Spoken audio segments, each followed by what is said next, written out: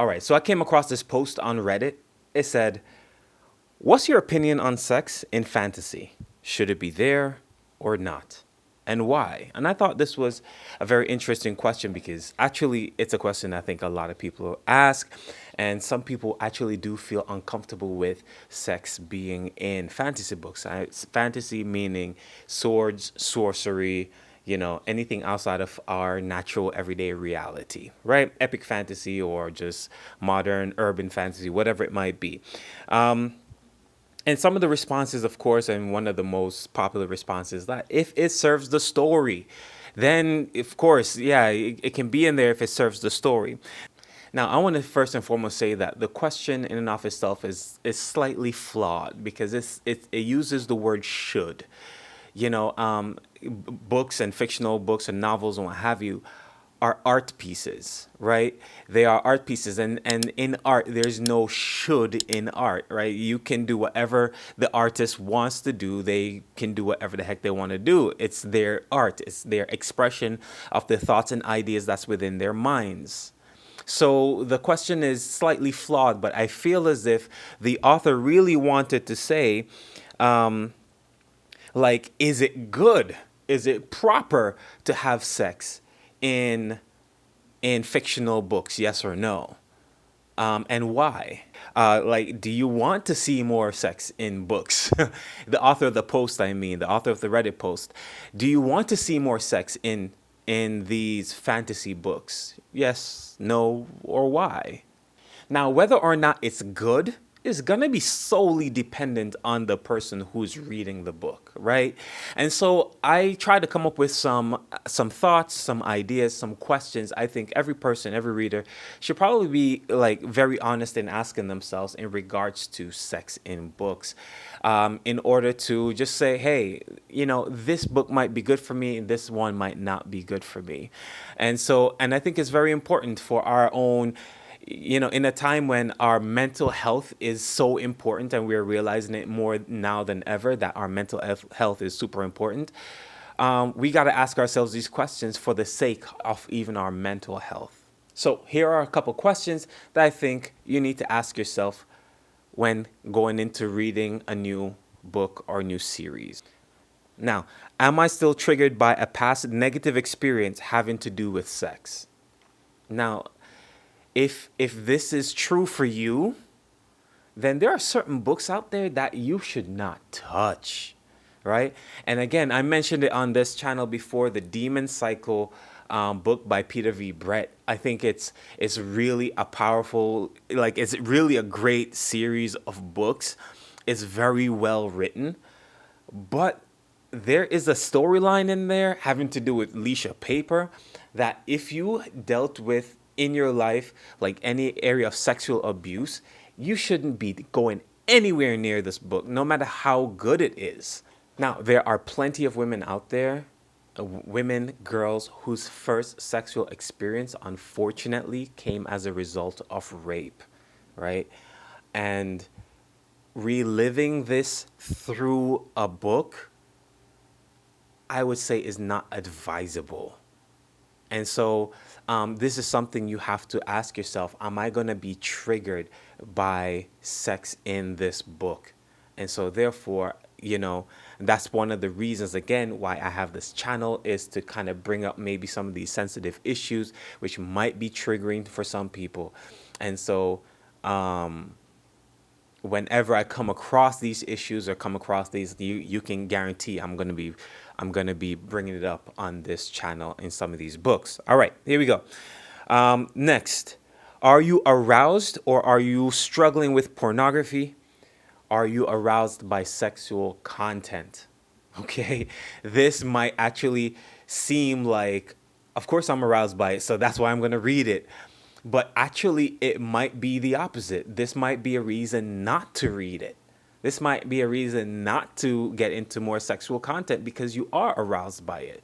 Because it is going to send you down the path that's going to be negative, and that's going to, again, trigger you in what you might think of as a positive way, but make you more of addicted to something that you should be in control of. I've read outlines to certain books or certain novels from very prominent authors, and in some of the notes of these books, the author will actually write, "This chapter is meant to make, it's meant to make my readers horny." Like that's the purpose of the chapter.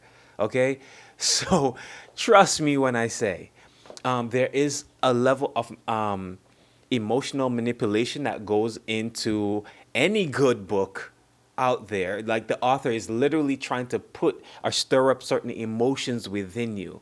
Now that those emotions might not be healthy for you. Don't do it. Okay? Now, we'll see this all over the internet, and this is my point of view on it. Pornography can ruin relationships, right? And pornography is not only found on Pornhub, it can also be found in books. And there's emotional pornography because what it does is like the images stir up emotions, and so can words. Words can stir up emotions. And so, is it going to stir up and arouse certain things within you that needs to stay quiet? And the bottom line is a pornography addiction and addiction in these books and seeing sex in books can actually, now I'm not going to get super deep in this, but pornography can actually make you start to become dissatisfied with your real life partner. Now, even though this channel is named A Novel Escape, I don't want you to escape reality completely. I want you to eventually come back to reality and enjoy the people around you and not feel as if you have to escape every single moment. Now, this is for those who've already read the books with tons of sex in it. Now, it's something that you have to ask yourself and about this book. Does the book show consequence? Does the book show consequence for the actions of the characters in the book, or is it simply them having fun? Because all of these have consequences. Every time you make a decision to be with somebody and to have sexual relations with somebody, there is a consequence. Now, a lot of books tend to avoid that because they just want to show the fun side of things and highlight other things as the issue, right? Like, I'm having sex with this new man that I found, and my mother-in-law is getting in the way of us having fun. Now, like, you know what I'm saying? That's not a real consequence.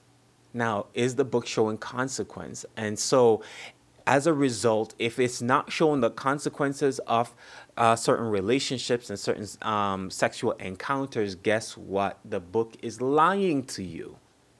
Now, what are you looking for when you read this book? Are you looking to escape, gain a new perspective, just have a good time, good old-fashioned fun, entertainment? Because one of the reasons I created this channel was to expose some issues I find in books that might lead readers down an undesired path. But sometimes there are books that can be therapeutic. Sometimes you can actually find books that can be emotionally therapeutic.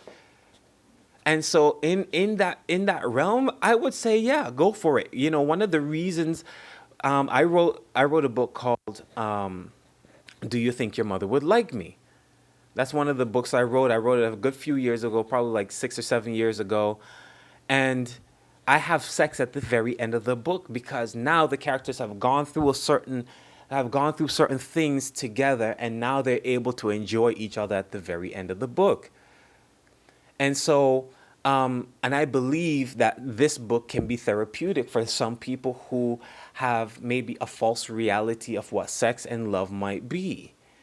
And so that's why I wrote this book, so that I can give my perspective on what true love can look like or should look like. So there are some books out there that are therapeutic. And so therefore, I would definitely recommend those books to you. If I come across them, and I come across my own, Do You Think Your Mother Would Like Me? Check it out on Amazon. But some books can be therapeutic. And so therefore, if that's one of the reasons, if that's something, that's a need and that's a desire that you want within your own life, then that's a question you need to ask yourself and pursue that. Now, some of you might be thinking this might be an entirely too deep of a conversation, too deep of a thought for just reading a novel. But the point of fiction or any other book is to stir up your imagination. Right? The thing is, whatever you see in your mind's eye becomes real to you. Right? And so a good book makes you emotional. Why? Because it's real to you. A good book makes you cry. Why? Because it becomes real to you in your imagination. Right? You get angry at your favorite or worst character. Why? Because it becomes real to you. The fact that there are some amazing Star Wars fans out there who dress up as Jedi's and go to different Comic Cons and all these other things, and that there's a huge industry, multi-million dollar industry around this, is because the story has become real. So, choose wisely what you want to become real to you. Choose wisely what you want to become real to you. And that's the reason for this video. If you enjoy this content, please like and subscribe for more. There's going to be book reviews. I have a new podcast. I am still working, and so therefore I haven't had the chance to edit. But I'm coming up with a schedule now where I'm going to be releasing a new video every 2 weeks on Thursdays. So you can expect a new video every 2 weeks on Thursdays, whether it be a podcast or one of these other like talking head videos. All right. Thanks again for joining me. I hope you found this interesting, and please leave a comment if you have any thoughts in regards to this. This was very spur of the moment off of Reddit, and so therefore I want to hear your opinion. So please leave an opinion in the comments. All right, please. And we'll discuss this a little bit further. All right. Thank you again for joining me. Have a great day. Peace.